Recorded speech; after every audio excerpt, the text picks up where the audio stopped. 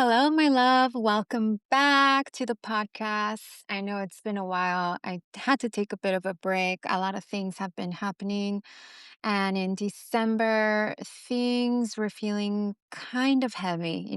We're still kind of ending that serpent year. So a lot of us have been still shedding, recalibrating, getting our energy, we're resting, healing. And at the beginning of January, I lost someone very dear to me. So I've been in a state of grief and sadness, but I'm feeling a bit better now. And I wanted to come on and chat with you and talk a little bit about soulmates again. The second episode to my, conversation about soulmates, and I really felt called to coming on to talk about this because I know that a lot of us are in this state of, and I don't want to say waiting, but a lot of us are ready. We're ready to join forces with our divine partner. You can call it divine union. Is such a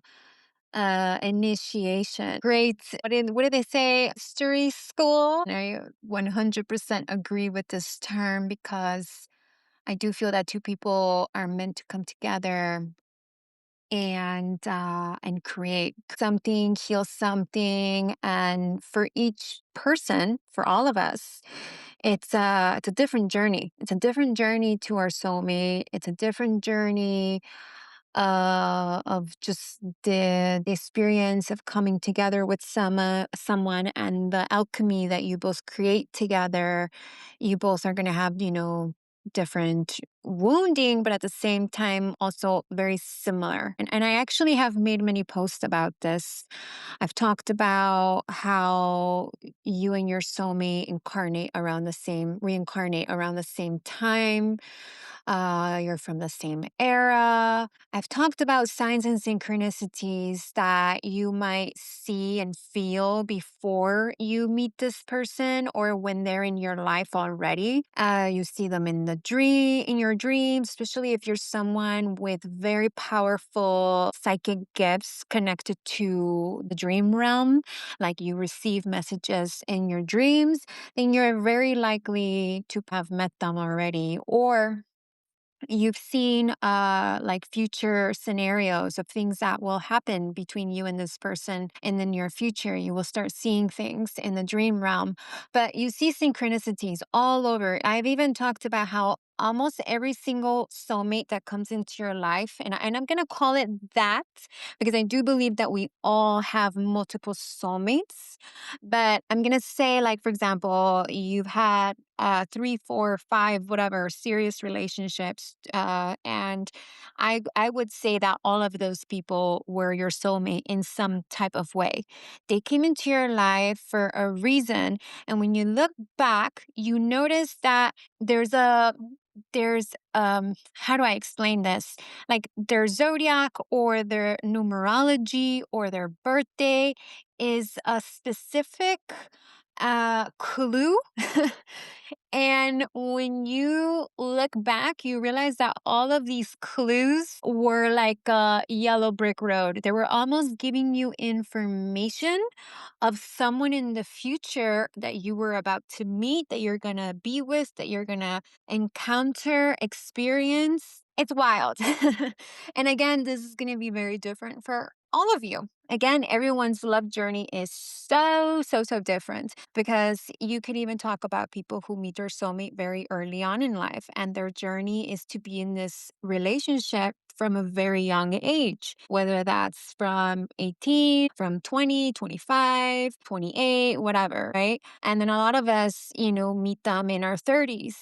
And I have this the word thought process or theory that when you, and this is not everyone, okay, but I do believe that a lot of times when you meet your husband or you get married at a very young age, um it doesn't last. A lot of the times, those are very karmic in nature. And when I say karmic, I mean that there is a lot of unresolved, maybe karma from a past life. There are deep lessons and transformations that are meant to take place with this marriage and the babies that you're meant to have together. And you're meant to transform and learn something. So then you end up meeting your powerful soulmate in the future when you have grown and evolved to that version of you who can actually meet that person. But I think the biggest thing I want to say to you is that you're in this state of readiness and you're like, okay, God, I'm ready. I'm ready to meet this person. Should I be going out dating multiple people? Should I be putting myself out there? Should I be on apps, which I have never gone on? I have never used a dating app. I will never use one. And no one will ever convince me to get on one of those pieces of shit. And excuse my French. It's just, it doesn't vibe with me. And you have to trust your intuition. If you are feeling called to go on an app, do it. I'm just saying from my own soul and my own vibe and my own energy, it's not for me. But you know if it's for you. Always follow your intuition. I'm just a guide here and I'm just, sharing a lot of information. But what I'm trying to get to, that I keep getting sidetracked, is that if you feel ready, you feel almost an anxiety or a desperation that you really need to put yourself out there or else you're not going to meet him, or oh shit, the train is about to leave and I'm going to get really old and I'm not going to be able to have kids. You're not trusting and you don't have the strong inner, certainty and faith that the divine and God has your back. And trust me, if you have a deep desire to be married and to have children and to be with that true partner that you're meant to be with, and let me just add, sometimes that true divine partner isn't even someone you're going to be with for the rest of your life. I have seen in various cases where sometimes you do meet this incredible person, you fall in love, you have the most incredible relationship. Sometimes you have children, sometimes you don't. And then life, for whatever reason, you don't end up being together forever. That doesn't mean that the journey that you guys had together wasn't important. It was. But sometimes some of us have multiple, uh, you know, eh, powerful, true divine partners. I don't know how else to describe it. You could call it whatever you want. A lot of us are meant to get married twice, some of us more than that. And it doesn't mean that that relationship was not important.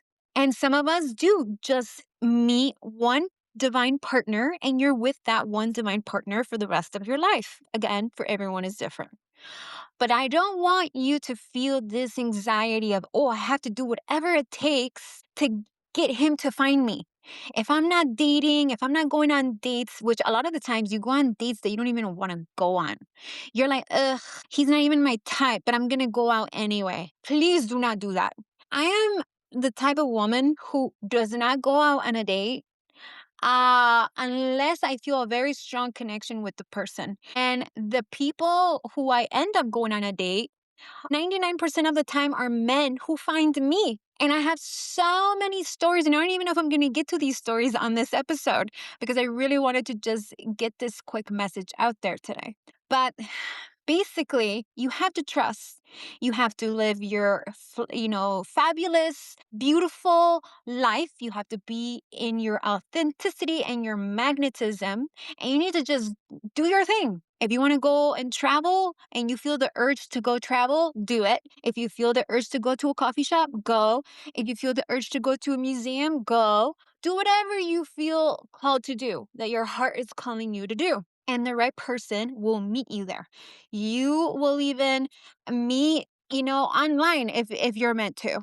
If they're from a different country and you're browsing on Instagram or whatever and they hit you on DMs, sometimes yes, it can happen that way, you know? But you're going to also notice that when you really truly meet the right person for you, they're going to take action and it's going to feel It's gonna feel good. It's not gonna feel anxious and anxiety and, oh my God, does he really like me?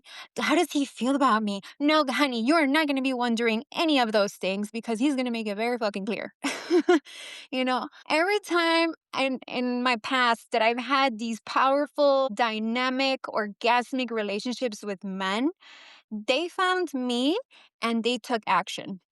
Okay. I did not have to force it. I did not have to be wondering. Whenever I wondered what a guy felt about me, that was one of my little karmic lessons with a trauma bonding relationship that I had. And I will get into those kinds of lessons and conversations on another episode. But for now, I'm just talking about those of you who feel really like truly ready to meet their divine partner, the person they want to marry and have children with. Or even if you don't want to have children, but you just are ready to be with your divine partner, trust that they will find you. Trust, even if it's hard. You don't need to put yourself out there by going on 300 dates. Trust me, you do not need to do that.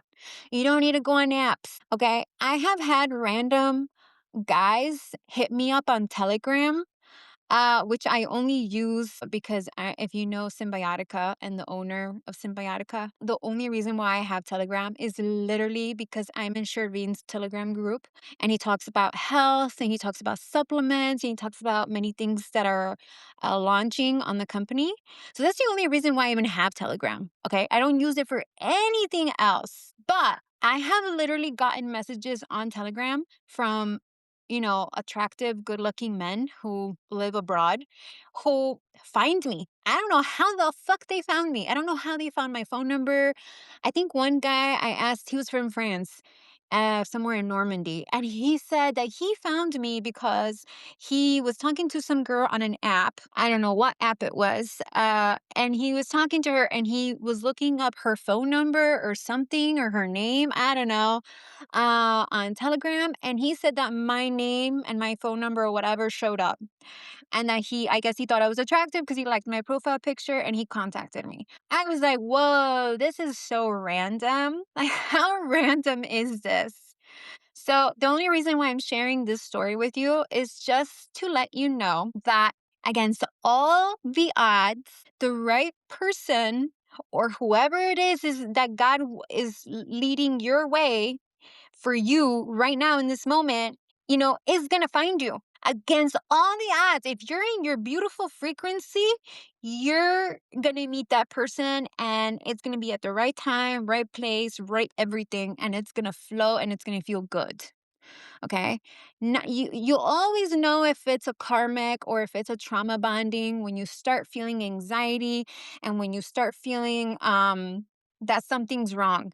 Even when narcissistic people, and this is not the episode to go into too much of the narcissistic trauma bonds, but even with those, because those are tricky, they come at you and you feel on cloud nine and you don't see the red flags always that clearly because they have a mask on and they portray to be this perfect, not even that they're trying to be perfect, but they almost like talk to you. It's almost like the Matrix puts this person into your life to fool you into believing that they're your soulmate and just to basically delay you or you have a lesson to learn that you just got to learn, but it's almost like you got to be really smart, and a lot of the times it does take a lot of experience to get to that level of intelligence where and I'm not calling anyone stupid here,